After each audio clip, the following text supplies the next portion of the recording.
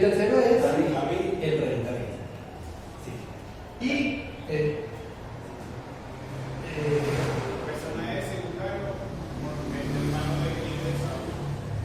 sí, o sea, hay varios personajes, pero digamos que esos son los tres principales, ¿cierto? Y también a nivel histórico, esos son más o menos eso sucede más o menos en el año 1100 o 1000 antes de Cristo, ¿cierto? Y obviamente eso incluye pues este periodo en el que terminan los jueces y empiezan los reyes. Sí, es de anotar que el primer rey del pueblo de Israel fue Saúl Saúl. y tuvo un reinado de 40 años. Luego viene el rey David y tiene otro reinado de 40 años. Y después de David viene Salomón y va a estar también 40 años.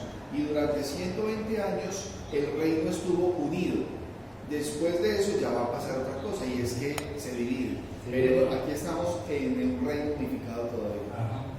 Entonces, el día de hoy vamos a estar estudiando un texto que ahorita lo leímos, que es más bien como complejo porque no lo lee y no queda más confundido y con muchas preguntas. Sí. Que dice Saúl y la espiritista de Endor, ¿cierto? Endor. Y está dividido en cuatro temas. El primero es David se refugia entre los filisteos. El segundo es Saúl consulta a la espiritista de Endor. El tercero es consecuencias de esta. Es que son muy parecidas, son palabras que se pueden traducir de una o de otra. Es una divina, una espiritista. Finalmente, pues digamos que eso es un tema prohibido por Dios, ¿cierto? Y vamos a ver pues como todo el desenlace. Sí, pero es bueno que la identidad que la palabra le dice es que era una adivina, o sea, hacía una acción que va hacia eso, que es el espiritismo y demás. Pero la palabra dice, y la adivina, o sea, dice, hacía cosas que tanto que los habían expulsado. O sea, era algo que ofendía a Dios, o sea, no va conforme. Y no era propio del pueblo de Israel, era propio de los pueblos paganos. Por eso tuvo que ir a buscarlo. Pero vamos a ver igual ese detalle de que si es adivina o espiritista lo vamos a ver ahorita en detalle. Y la última parte es que Saúl ante la predicción de su muerte. ¿Sí? Y antes de empezar, pues me gustaría que por favor inclinemos un momento nuestros ojos y vamos a hacer una oración. Señor Altísimo, te doy muchas gracias, Señor, por esta mañana. Gracias, Señor, por permitirnos estar aquí, Señor, en tu casa para estudiar tu palabra, Señor, para alabarte, para estar en comunión con nuestros hermanos. Te damos muchas gracias, Señor, porque puede ser que tengamos diversas circunstancias, Señor, que nos estorban, pero gracias a ti, Señor, estamos aquí hoy. Te pido, Señor, que estés bendiciendo a los hermanos que por diversas situaciones, Señor, algunas ajenas a sus voluntades, no han podido, Señor, venir o están en camino. Si no pueden venir, Señor, se ayudan donde están, que están buscándote. Y si vienen en camino, Señor, se tratan de los que te ponemos, Señor, en tus manos esta porción de tu palabra, Señor, te permitiendo que desde hoy podamos salir con algo nuevo, Señor. Entonces te gracias y te lo pido en el nombre de Jesucristo. Amén. Amén. Entonces, quiero que estemos siempre pensando durante este estudio de hoy esta siguiente verdad central, que dice que el no buscar a Dios directamente, su Saúl, trae una vida de penas, angustia y desesperación, ¿cierto? Porque vamos viendo que Saúl durante su vida, ¿cierto?, tomó muchas malas decisiones y este es como el polvo pues, de las malas decisiones, ¿sí? Pero ¿qué pasa? Antes de entrar en materia vamos a pasar rapidito por el capítulo 26, que es lo que nos quedó faltando. No lo vamos a leer todo porque es un poco largo, pero así a modo de resumen, es la segunda vez que David le perdona la vida a Saúl. Saúl ya le había dicho como que no, fresco, yo ya no lo voy a perseguir más. Y era mentira. Resulta que vuelve y lo persigue. ¿Sí? Estamos en el capítulo 26.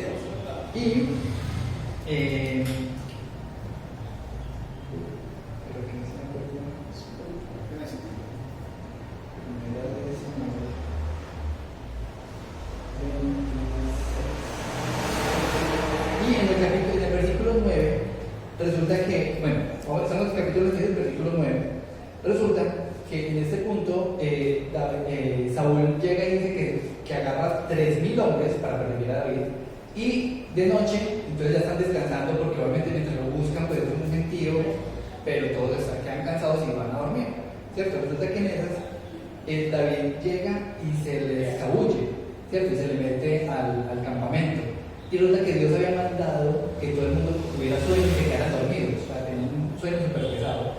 Y David junto con otra persona logran entrar y llegan hasta el punto central que es donde está Saúl. Y aquí es donde viene el capítulo 9, pero el versículo 9. Porque entonces, miremos desde el 8, entonces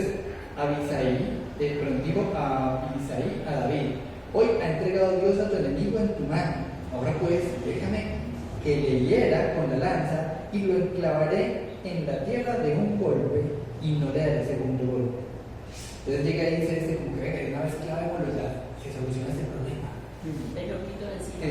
Pero entonces, ¿qué dice David? Porque recordemos que David era el hombre que estaba conforme al corazón.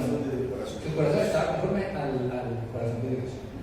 Y vemos por qué. Porque David tenía claras cuáles eran las prioridades. Dice el versículo 9, dice: y David respondió a Abisai: no le mates, porque ¿quién extenderá su mano contra el ungido de Jehová y será inocente? Dijo además David: vive Jehová, que si Jehová no lo hiriere, o su día llegue para que muera, o descendiendo en batalla perezca, guárdame Jehová de extender mi mano contra el ungido de Jehová. Pero toma ahora la lanza que está en su cabeza y la vasija de agua, y vámonos. Se llevó pues David la lanza y la vasija de agua de la cabecera de Saúl, y se fueron. Y no hubo nadie que viese, ni entendiese, ni velase, pues todos dormían, porque un profundo sueño enviado de Jehová había caído sobre ellos. Entonces resulta que él se les escabulle, agarra como esa evidencia y se va lejos. Y después le grita: hasta que alguno se despierta y dice: ¿ustedes qué? ¿Por qué están dormidos todos y no están cuidando a su rey? Y les jala las orejas, le dice: ¿cómo así? ¿Sí? Y finalmente llega una conversación en la que ya Saúl se da cuenta que su vida estuvo en peligro y que David, una vez más, la segunda vez, le perdonó la vida cuando ya lo tenía ahí listico. ¿Sí? Y entonces, saltemos al versículo 21, donde dice: entonces dijo Saúl: he pecado. Sería bueno hacer las cuentas. ¿Cuántas veces dijo Saúl: he pecado? Y así como, ¿cómo es que lo llaman? Lágrimas de cocodrilo. Como nosotros todos. Pues, no, he pecado contra ti, perdóname, y nos perdón y volvemos a hacer lo mismo. Claro, pero aquí el error realmente es que uno puede equivocarse y pedir perdón, pero cuando uno se arrepiente, ¿qué hace referencia al arrepentimiento? ¿Girarse qué? ¿180 o 360 grados? ¿O 90 grados? 180, o sea, al revés, porque usted hace 360 grados, lo que hace es que vuelve y queda en la misma dirección en la que estaba. Exacto, entonces arrepentirse implica cambiar el rumbo, de donde iba uno hacia donde no era, para hacerlo hacia donde sí es. Claro, es que hay que entender el verdadero concepto del arrepentimiento, porque algunas personas confunden remordimiento con arrepentimiento. El remordimiento es algo que es un sentimiento, entonces, sí, la embarré, hice esto, aquello, y ya, pero no hay verdadero arrepentimiento. El arrepentimiento es diferente, el arrepentimiento duele, es como si tuviera un dolor de muela, y entonces dice: yo por qué hice esto, y puede sacar lágrimas, y hay verdadero arrepentimiento. No lo voy a repetir, esto no se vuelve a dar, voy a cambiar, pero tiene que haber un cambio real, definitivo, permanente, porque si no la persona procedió a un remordimiento, y el remordimiento no procede, ¿sí? Porque se vuelve un juego. Y aquí vemos a un hombre que parece como que no conociera que Dios es un Dios justo y está jugando con el Señor. Y lo que hace, lo que dice y lo que hace. No, venga, que no es para eso, le va a decir al rey David, pues como tan ingenuo. Vamos a ver, entonces dice que he pecado, dijo Saúl, ¿cierto? Vuélvete, hijo mío David, que ningún mal te haré más, porque mi vida ha sido estimada preciosa hoy a tus ojos. He aquí, yo he hecho neciamente y he errado en gran manera. Y David respondió y dijo: he aquí la lanza del rey, pase acá uno de los criados y tómelo. Y Jehová pague a cada uno su justicia y su lealtad, pues Jehová te ha entregado hoy en mi mano, mas no quise extender mi mano contra el ungido de Jehová. Pues el versículo 24 es bien especial porque nos dice que a quién realmente le pone la confianza a David, ¿cierto? Dice el versículo 24: y he aquí, como tu vida ha sido estimada preciosa hoy a mis ojos, así sea mi vida, pues a los ojos de quién? De Jehová, ¿cierto? Y me libre de toda la aflicción. O sea, él no pone su confianza ni siquiera en lo que Saúl está diciendo. Eso nos dice varias cosas. Lo primero es que la vista de David sí estaba en Dios. pero él ya no se fiaba de Saúl. Desconfiaba. No, desconfiaba totalmente y con justa razón. Y dice el versículo 25. Y Saúl dijo a David: bendito eres tú, hijo mío David. Sin duda emprenderás tú cosas grandes y prevalecerás. Entonces David se fue a su camino y Saúl se volvió a su lugar. Aquí vemos ya la última vez que el rey David y el rey Saúl tienen contacto, porque ya vimos hacia dónde va la historia. ¿Sí? Entonces, ya entrando en materia, vamos a ver qué es lo que hace David. Resulta que David decide, este no es su primer tema, David se refugia entre los filisteos. Entonces, vamos a empezar en el capítulo 27. Entonces dice el 27, dijo luego David en su corazón: al fin seré muerto algún día por mano de Saúl. Porque claro, si ya lo hizo una vez, ya lo hizo dos veces, es que la tercera viene en cualquier momento. Entonces dice: nada, por tanto me será mejor que fugarme a la tierra de los filisteos para que Saúl no se ocupe de mí y no me ande buscando más por todo el territorio de Israel, y así escaparé de su mano. Entonces claro, David dijo: bueno, me voy a ir a donde los enemigos del rey Saúl para que básicamente Saúl pierda interés en estarme persiguiendo. Dice el versículo 3 del 27. Y moró David con Aquis en Gat, él y sus hombres, cada uno con su familia, David con sus dos mujeres, Aminoam y Aminoam jezreelita, y Abigail, la que fue mujer de Nabal, el de Carmel. ¿Sí? Entonces dice que David se fugó y se fue para un lugar que vamos a ver que está al lado de donde estaban los filisteos, y dice que moró con ellos. Versículo 4. Vino a Saúl la nueva de que David había huido a Gat y no lo buscó más.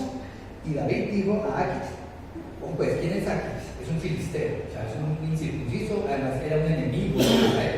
¿Cierto? Pero él llegó, y hay un detalle interesante. Resulta que ya David conocía a Aquis de antes. ¿Sí recuerdan por qué? No. Resulta que David se había escapado ya antes a ese lugar. Y Aquis ya lo conocía, porque él le había hecho como que: uy, ¿por qué me traen a este loco? Fue que dijo. Ajá, se hizo el loco así. Nosotros tenemos loco aquí, ese lleno de babas y locos. Eso, ese es el mismo Aquis, resulta que es este de acá. Ya había pasado el tiempo y él llegó donde Aquis porque ya lo conocía. Entonces, a vista de este filisteo, él decía: es que este no lo quieren allá, se la pasa viniendo para acá. Entonces sabe que yo voy a agarrar a este hombre de David, y entonces Aquis empieza a maquinar.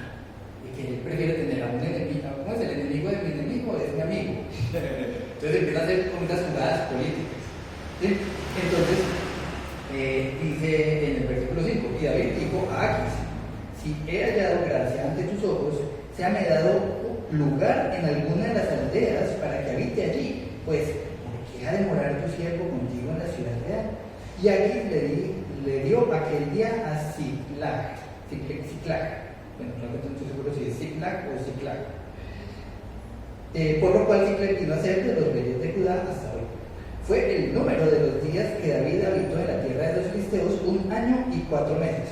Y subía David con los hombres y hacían incursiones contra los jesuritas, los gesritas y los amalecitas, porque estos habitaban de largo tiempo la tierra, desde como quien va a Ashur hasta la tierra de Egipto.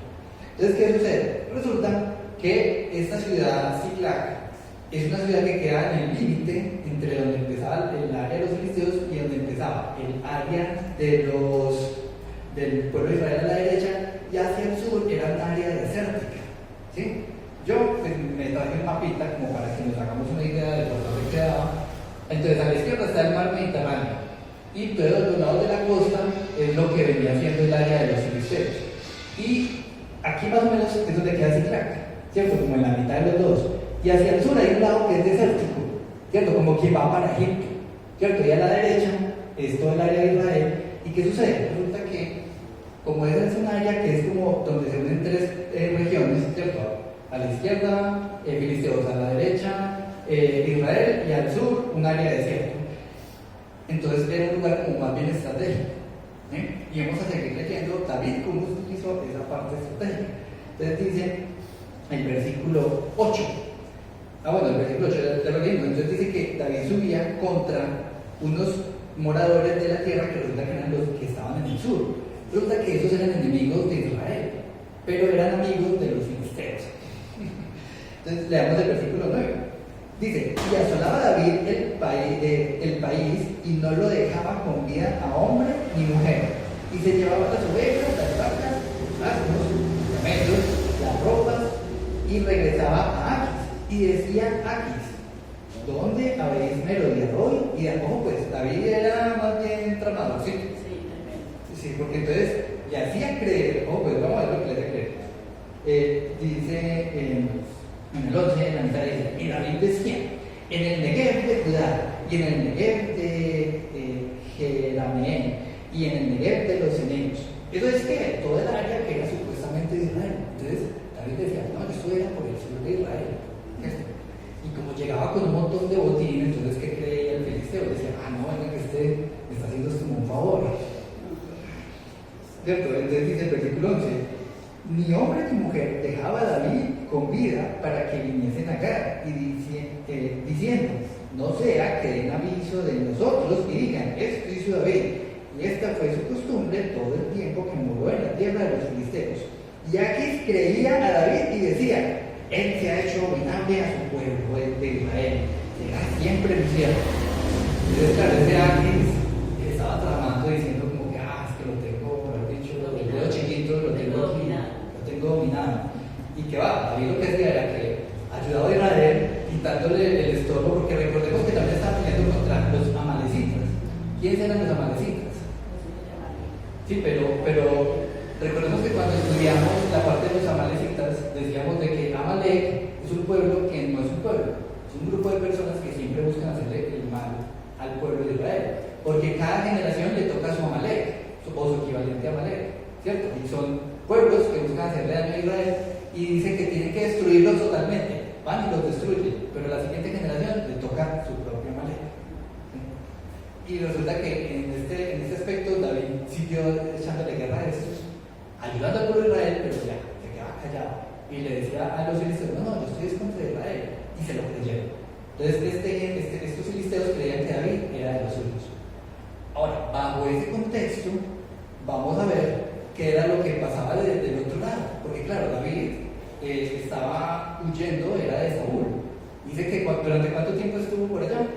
Un año y 4 meses, ¿cierto? Y si el rey Saúl reinó durante 40 años, entonces más o menos aquí estaríamos en qué periodo?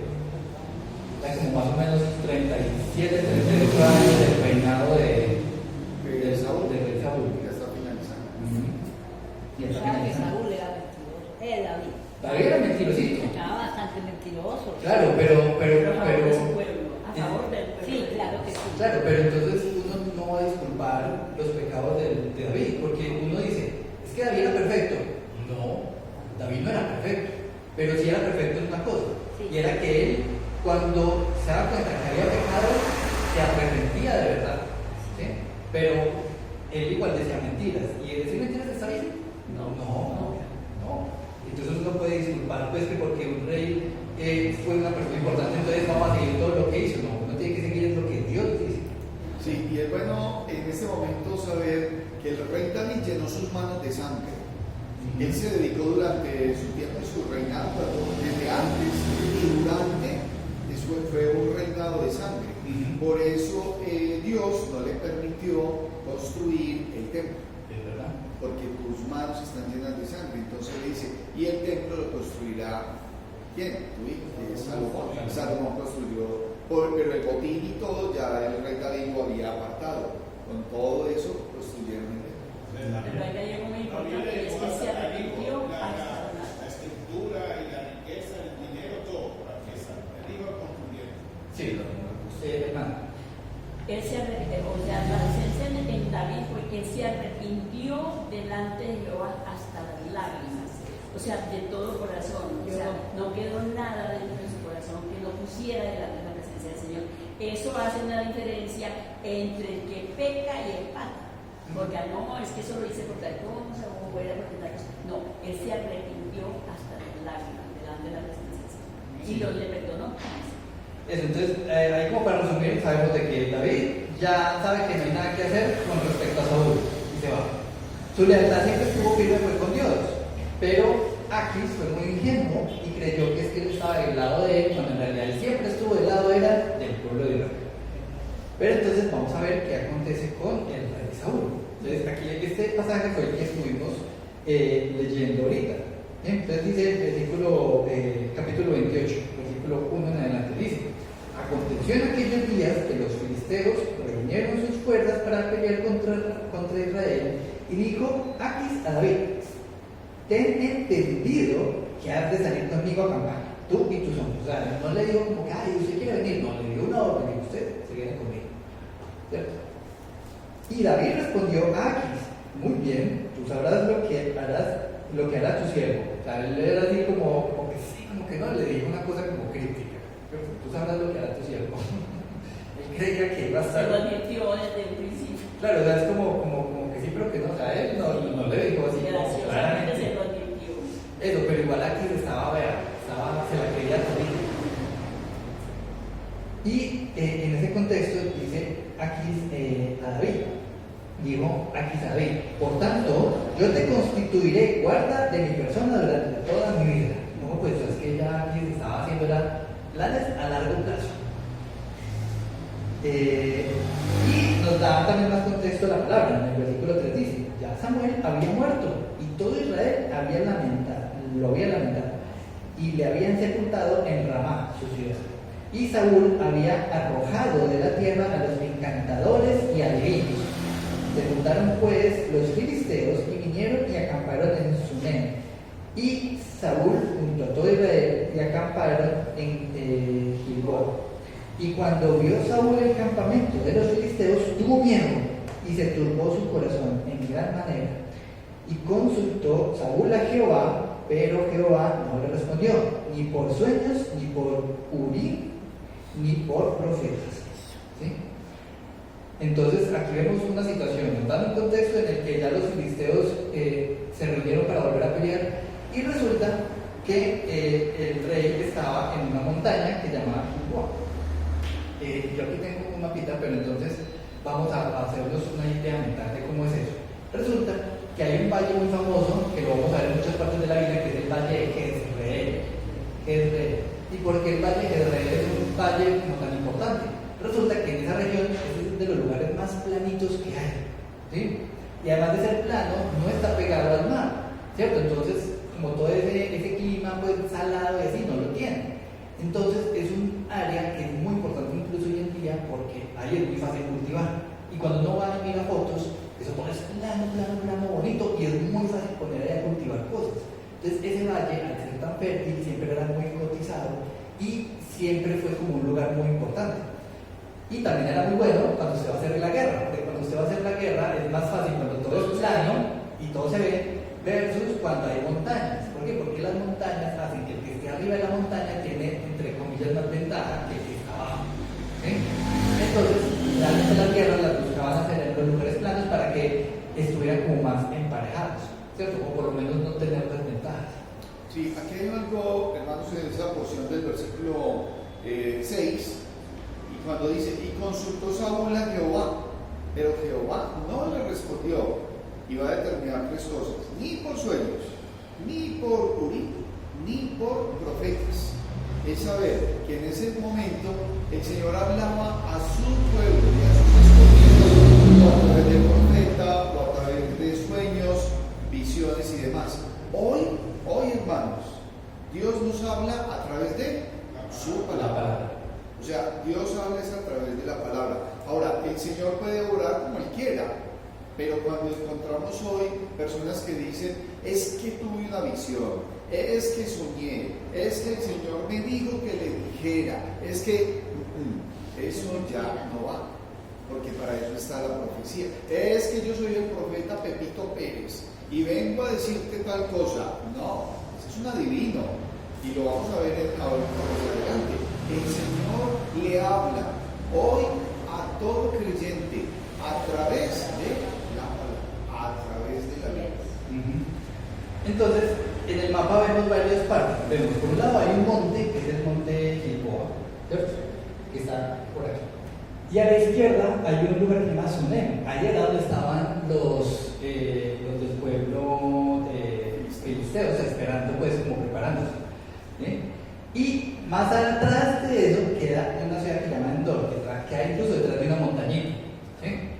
Entonces, resulta que vamos a ver porque ese es el recorrido que tuvo que hacer Saúl para poder ir a buscar a la divina. ¿Sí? Pero también hay un detalle chévere y es eso del tal Urim. ¿Cierto? Entonces yo quisiera que miráramos, eso está en Éxodo 28, capítulo 28, versículo 30. Dice: y pondrás en el pectoral del juicio Urim y Tumim, para que estén sobre el corazón de Aarón cuando entre delante de Jehová, y llevará siempre a Aarón el juicio de los hijos de Israel sobre su corazón delante de Jehová. Entonces resulta que ¿qué es ese tema del Urim y el Tumim? Esos eran unas piedrecitas que los sacerdotes tenían, ¿sí? Entonces recordemos que el efod era como todo el traje sacerdotal, y el efod tenía un pectoral. Era un pectoral que tenía 12 piedras, ¿cierto? Que simbolizaban los hijos, Las 12 tribus. pues las 12 tribus que eran los hijos de Israel, ¿sí? Y dentro de ese pectoral había un bolsillito donde tenían las piedras, el Urim y el Tumim. Dicen que eran unas piedrecitas, no dicen cómo eran, ¿cierto? No daban como muchos detalles, pero el uso que se le daba a esas piedrecitas era que con ellas consultaban a Dios. Entonces, si salía uno, la respuesta era una cosa, y si salía otro, la respuesta era otra. Sí, había un misticismo tremendo. Miren, nosotros visitábamos un resguardo indígena y en cualquier momento llegó un hermano, un indígena, que se llama Ambrosio, y entonces llegó muy contento porque él salió por allá no sé dónde y le vendieron una piedra. Esa piedrecita es mágica y es una película. En ese entonces pagó 300.000 pesos por la piedrecita y llegó con ella y se la mostró a Diana. Y entonces Diana la miró y dijo: Ambrosio, pero usted cómo se pone a creer en eso, Ambrosio, y entonces si yo meto esto en el fuego, ¿qué pasa? Y entonces el hermano dijo: no pasa nada, porque yo le pregunto, ella responde, una película. Y Diana cogió con la naturalidad de ella y llegó el fogón de la casa de este indígena, estaba prendido, y Diana cogió y metió eso allá, y eso se volvió chicharrín. ¿Y de qué era la piedrecita? No, era una cosa rara, y entonces Ambrosio quedó así como en shock. Y dije: hermana, entonces digo: no, pues si eso es lo que tiene poder, le dijo Diana, hermana, perdí 300.000 pesos. ¡Claro! Y en ese entonces había un chiste de Sábado Felices que decían: Echeverri, me tumbaron. Y entonces empezamos a molestar a Echeverri, me tumbaron. Pero la molestia fue un ratito. Ojo, hay personas que quieren hoy seguir dándole poder a algo. Obviamente está en la palabra, pero una persona no le puede dar poder a un elemento físico. No, el poder lo tiene Dios. Y ahí es donde incurren en ese tipo de cosas hoy día, de adivinaciones, de brujos, de una cosa y de la otra. Y entonces llévese la piedrita de no sé qué, y mire la que esta tiene tal poder, y las personas, en forma incauta, van cayendo y colocan su fe en algo que no tiene nada, es una fe perdida. Claro, pero digamos que el objetivo, porque esto fue dado por Dios, ¿cierto? Eso no tenía, de hecho, eso no tenía como ningún misticismo ni cosa mágica, sino que era un momento en el que el único que hacía eso era el sacerdote, que tuviera ese efod y ese Urim y ese Tumim. Pero resulta que aquí vemos que solamente había un Urim, o sea que no había Tumim. Entonces, lo más probable es que simplemente una de las piedrecitas se perdió, entonces no podíamos utilizar eso. ¿Cierto? Obviamente no dice que se perdió, pero pues ahí no la menciona. Y fuera de eso dice que ni siquiera los profetas, o sea, ya no había profetas que dijeran como nada al respecto, porque lo cierto es que cuando Dios estaba siempre pendiente de su pueblo, siempre mandaba profetas. No era necesariamente que buscaran los profetas, sino que Dios era el que los mandaba, pero en este caso ni siquiera eso. Y ya lo último eran los dueños y sacerdotes. Recordemos que qué había pasado con los sacerdotes, a todas estas.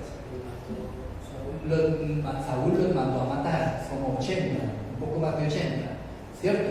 O sea, realmente el mismo Saúl se encargó de hacerse zancadilla en su relación con Dios, ¿sí? O sea, Saúl estaba, además de que personalmente estaba alejado, se encargó de matar a los sacerdotes, ya no había sacerdotes, no había cómo comunicarse entre comillas con Dios mediante el Urim y el Tumim, ¿cierto? O sea, Saúl estaba totalmente desconectado, ¿cierto? Tanto espiritualmente como físicamente de Dios, ¿sí? Y todo eso se ve en que ya llega un punto, digo yo, de locura, en la que él dice, no, pues entonces, ¿qué me queda? O sea, cuando uno está tan alejado de Dios, ese pensamiento puede llegar y dice, ¿qué me queda? ¿Qué hago? Entonces, ahí hay un punto de inflexión. ¿Uno qué debería hacer? ¿Buscar a quién? Señor. A Dios directamente, ¿cierto? Pero humanamente vemos todo eso todo el tiempo. La gente que prefiere, no, ¿sabe qué? Voy a ir a terapia. Eso fue de mi generación. Es como, no, es que estoy yendo a terapia. Y uno es como, no, pues, o sea, habrá situaciones que de pronto esos profesionales tienen algo que aportar bien, ¿cierto? Pero para cosas que son espirituales, si usted busca a un ser humano con soluciones no espirituales, pues entonces no va a solucionar nada. No, y hacen cosas muy graciosas. Es que estoy salado. Y entonces sale la tía o la abuela, yo no sé qué por allá. Es que usted lo que necesita es un rico. Para que ruda. Un año de no sé qué. Llega el 31 de diciembre y la gente es echándose unos chécheres y unas. Pero lo hacen. Claro. Y eso es como bueno, es que la solución es espiritual. O sea, si mi problema es espiritual, la solución es espiritual. ¿Cierto? Porque uno no va a negar pues de que hay temas mentales que de pronto la solución es como, pues, o sea, realmente Dios es capaz de solucionar cualquier cosa, pero ya cuando son cosas médicas, o que es que realmente necesita una pastilla para tal cosa, pues es que son cosas que ya Dios ha puesto a los médicos y a los profesionales para que las manejen. Pero de nuevo, a un problema espiritual, la solución es buscar a Dios, es una solución espiritual. Pero resulta que Saúl, en su lejanía de Dios, decide irse por el camino que no es. Y fuera de eso, se autosabotea. ¿Cierto? Vamos a seguir leyendo. Versículo 7 dice: entonces Saúl dijo a sus criados: pues, buscadme una mujer que tenga espíritu de adivinación, para que yo vaya a ella y por medio de ella pregunte. Y resulta que el mismo Saúl había dicho: no, es que necesito que saquen a todos, los adivinos y todos los espiritistas y toda esa gente. ¿Por qué? Porque eso es lo que manda la Biblia. Dios les había dicho que tenían que erradicar a toda esa gente de la tierra de Israel. Y Saúl siguió eso en el pasado, pero cuando ya se vio el problema, él aparentemente sí buscó a Dios. Y como vio que Dios dice que no le respondía, entonces fue ahí sí que a buscar a las espiritistas. Recordemos, cuando Dios responde, ¿cómo responde Dios? ¿Como un sí? No.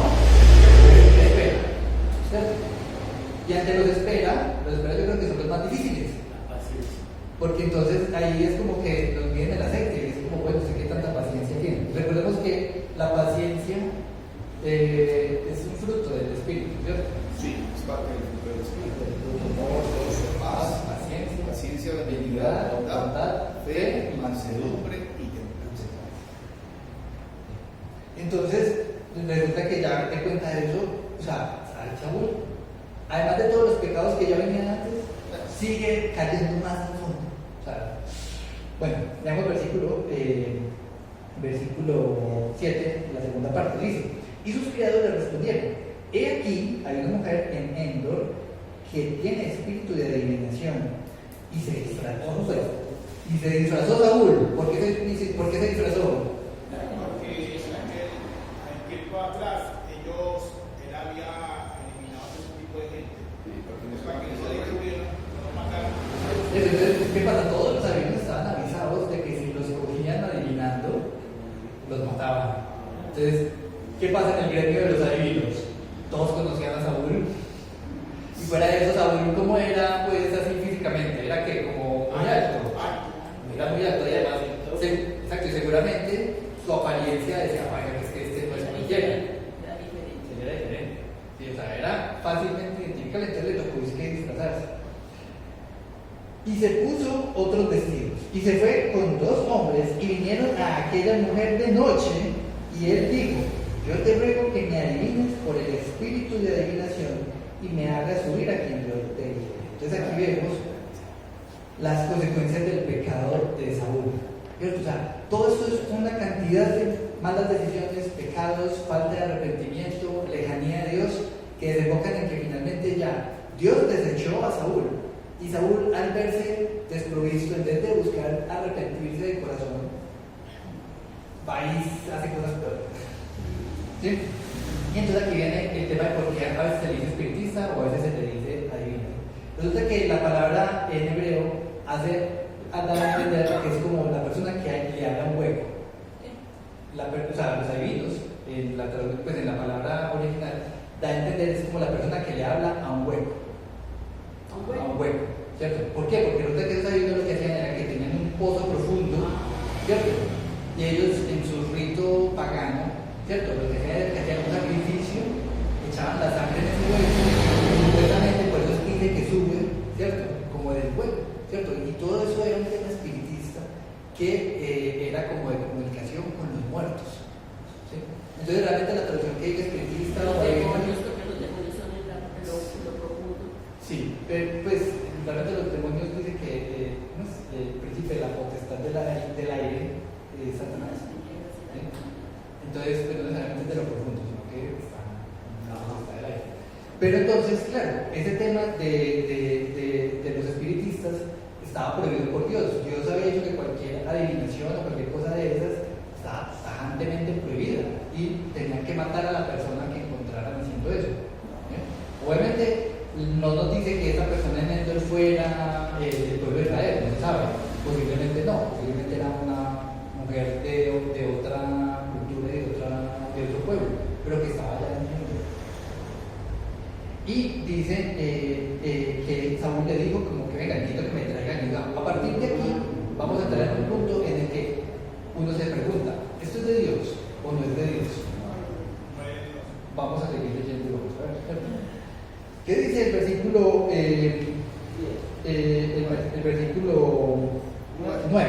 Dice, y la mujer le dijo, he aquí, tú sabes lo que Saúl ha hecho, cómo ha cortado de la tierra a los evocadores y a los adivinos. ¿Por qué pues pones tropiezo a mi vida para hacerme morir? O sea, esa mujer no era boba. O sea, ella sabía que ya no tenía que estar haciendo eso porque estaba prohibido por la ley y no era como que, eso no me pasa nada, es que la mataban. Entonces Saúl vuelve y sale con otra. Porque Saúl es como un poquito, o sea, como que si usted lo lee, uno dice, bueno, es que cumple como con varias cosas que un judío debería cumplir, ¿cierto? Que un hijo de Dios debería cumplir, porque su palabra dice que vale. Para unas cosas, pero para otras no. Porque le decía a David, yo no te voy a perseguir, pero a esa le dice, no, yo no te voy a matar. Pues a la hora de la verdad, uno ya no sabe qué estaría en la mente de Saúl. Porque posiblemente, pues finalmente, uno sabe que a ella no la mató, porque no dice que la haya matado. Pero a David le decía que no, pero igual lo perseguía. Es que hay algo, hermanos, y es que hay algo que es el poder. O sea, Saúl tiene un poder, porque es el rey. Y entonces él le va a decir, no le va a pasar nada. Tranquila que no le va a pasar nada. Pero resulta que va contrario a lo que Dios mismo le dice a él. Porque él, siendo el rey, no desconoce lo que el Señor le demanda. O sea, este es un hombre que casi que juega a la doble. Es un hombre que conoce, pero está dispuesto para las que sea. Y así no es. Si una persona va con el Señor, tiene que ser firme con el Señor.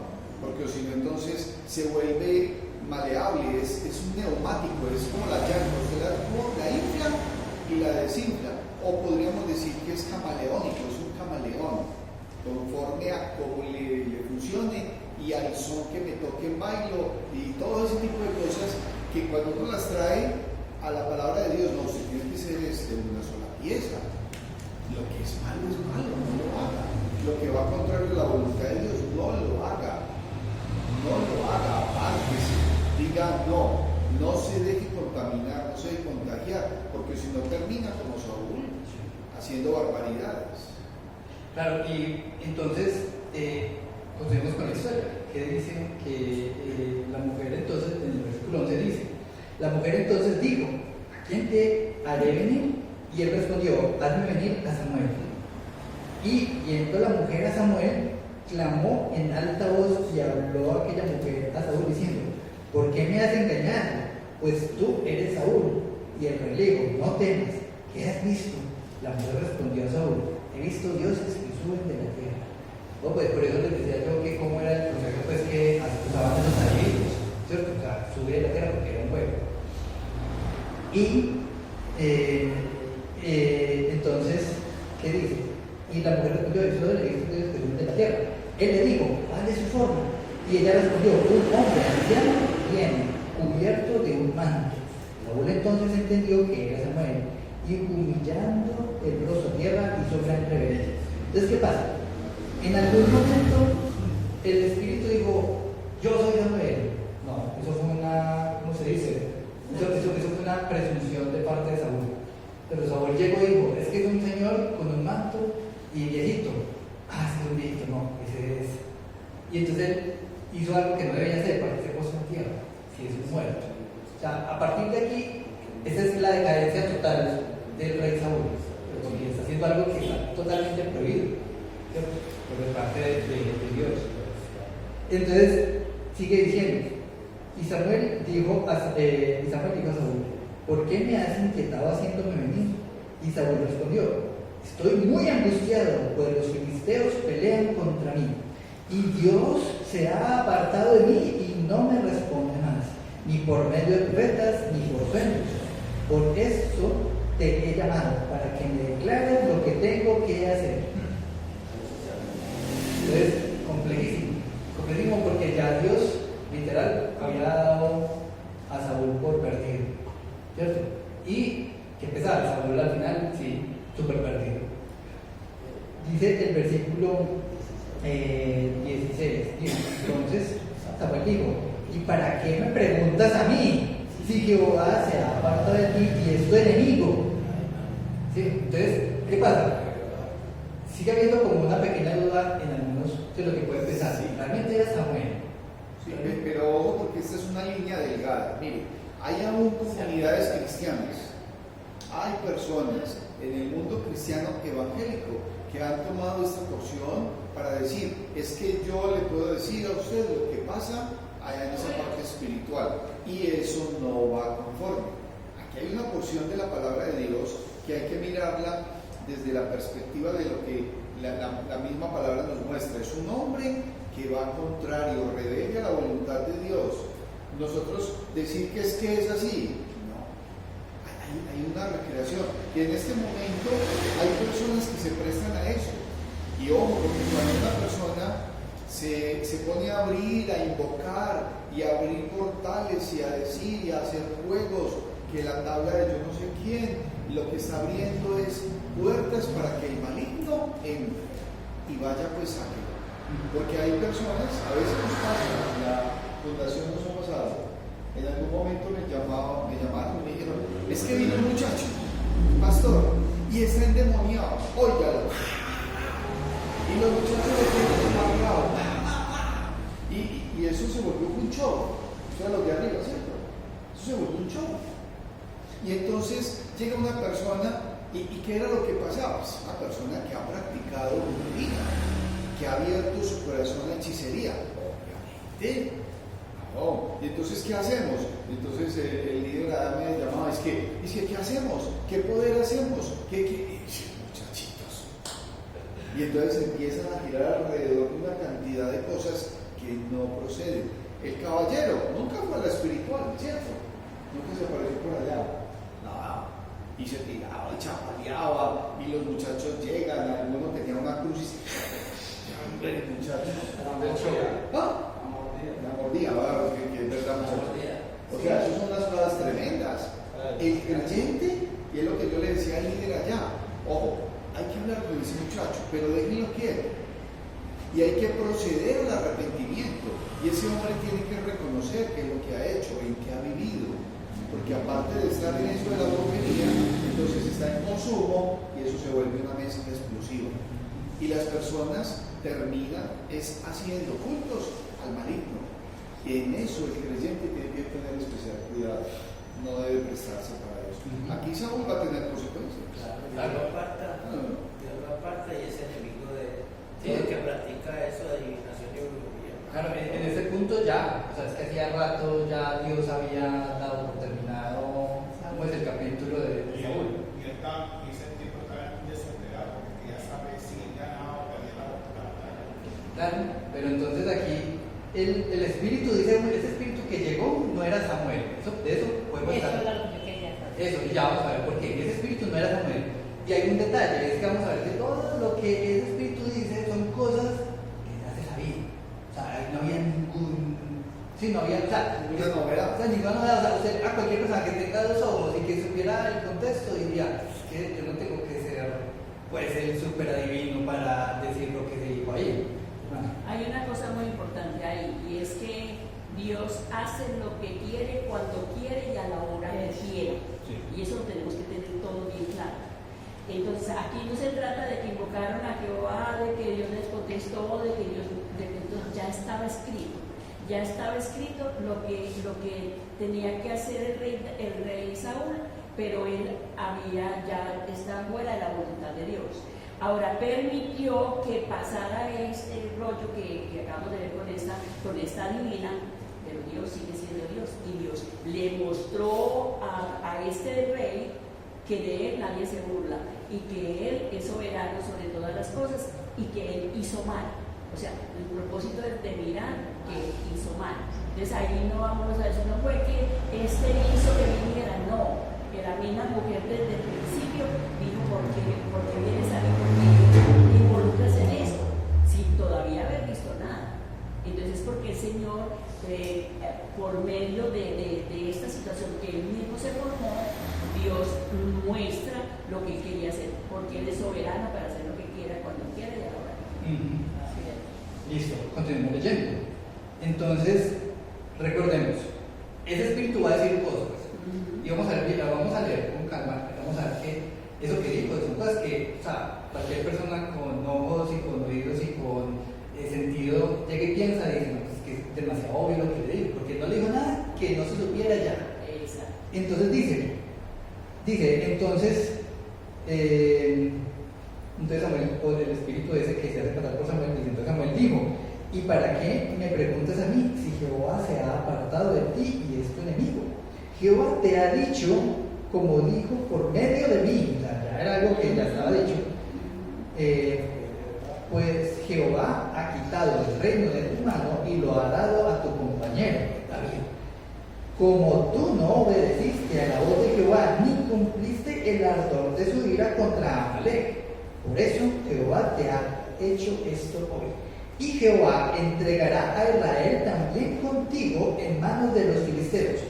Aquí viene la cuestión, algunos dicen, no, pero verdad que sí le profetizó algo. Pues es que era muy obvio. Si Dios no te está respondiendo, es porque ya los entregó en manos de los filisteos.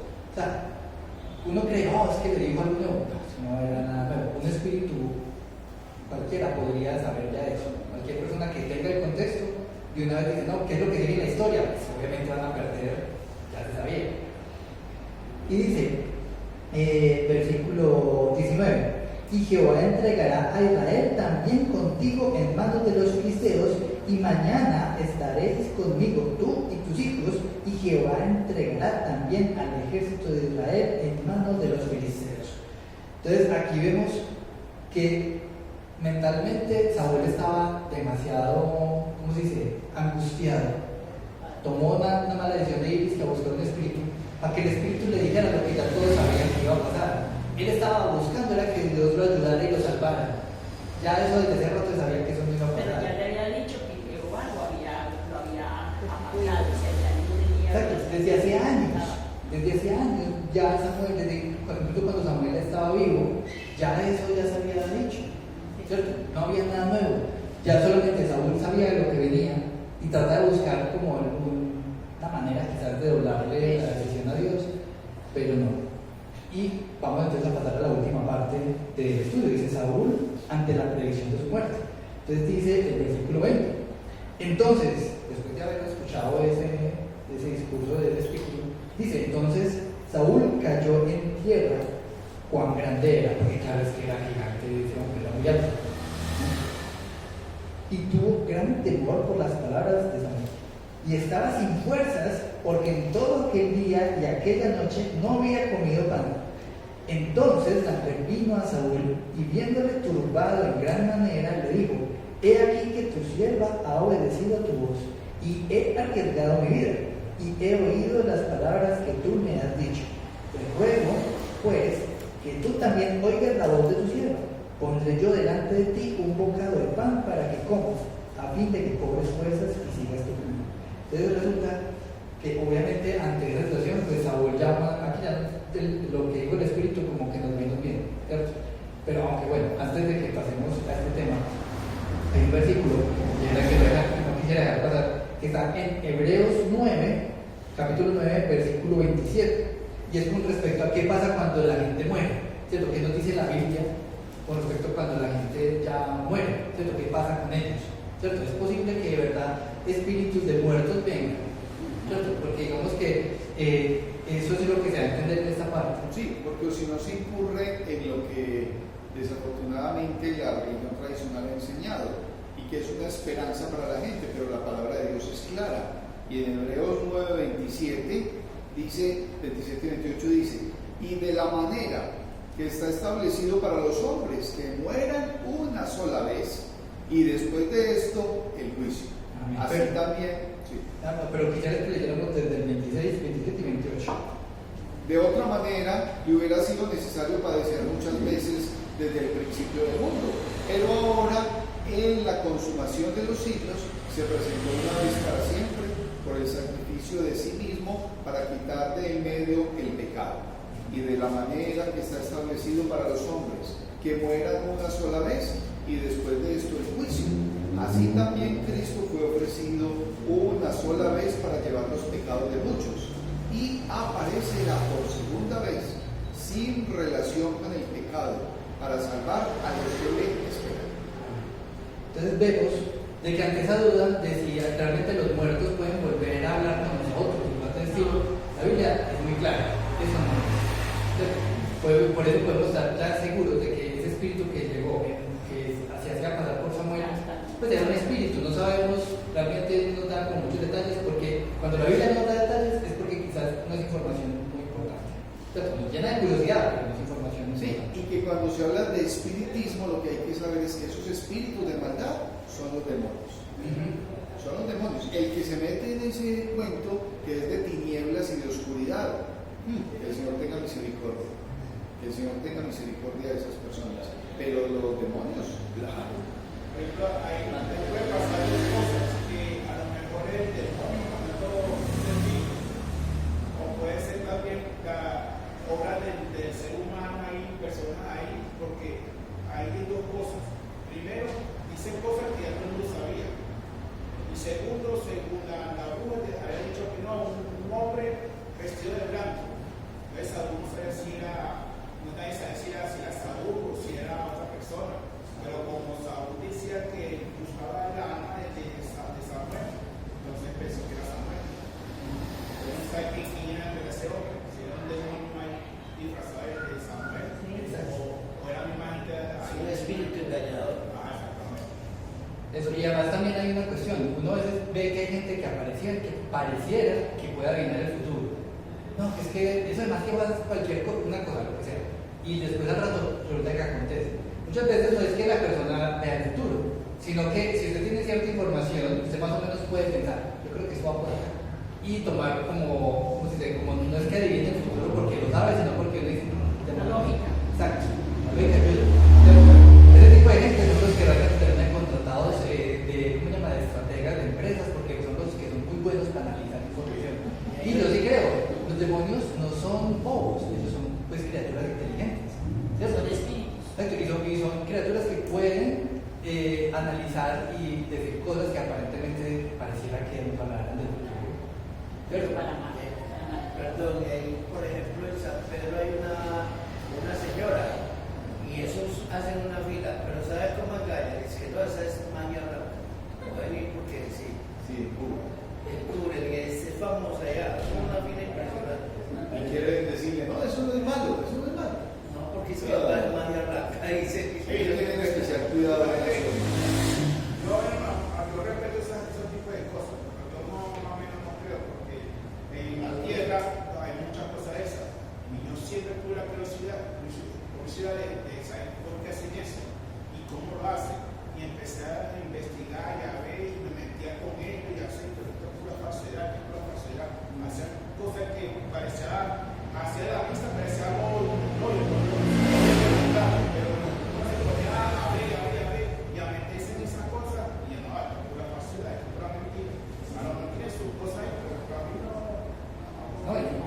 y vamos viendo que al final, de todas maneras, después de esa situación, ¿cierto?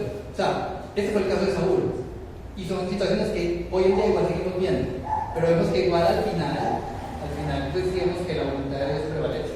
¿Cierto? Pero eso es real, eso es real. Si buscan magia, van a tener puros espíritus malignos alrededor. Claro. Cuando esta chica, muchacho, dice que se metieron en Esparta, y una pasada en el cementerio de Esparta. Con la de que el muchacho va a decir, para va a decir un espíritu y nunca había con nada. Bueno, entonces resulta que ya este espiritista, pues ya volvemos otra vez como al mundo real. El pobre Saúl, esta es una pintura que encontré en la que ponen a Saúl así ya desaparecido y diciendo como que no, ¿cómo así? Y llega y le dice a esa señora como que venga, usted no ha comido nada, yo le voy a dar comida. ¿Cierto? Entonces dice, ay, tan buena gente la señora.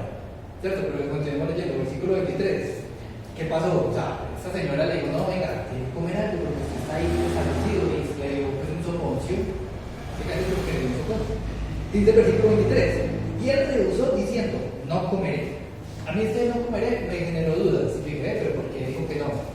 Y es porque posiblemente eso que fuera a comer, posiblemente era parte del sacrificio que utilizaron para la invocación aquella. ¿Sí? Entonces yo dije, bueno, puede ser que por ahí. Dice, pero por similar con él sus siervos juntamente con la mujer, y él les obedeció. Se levantó pues del suelo y se sentó sobre una cama.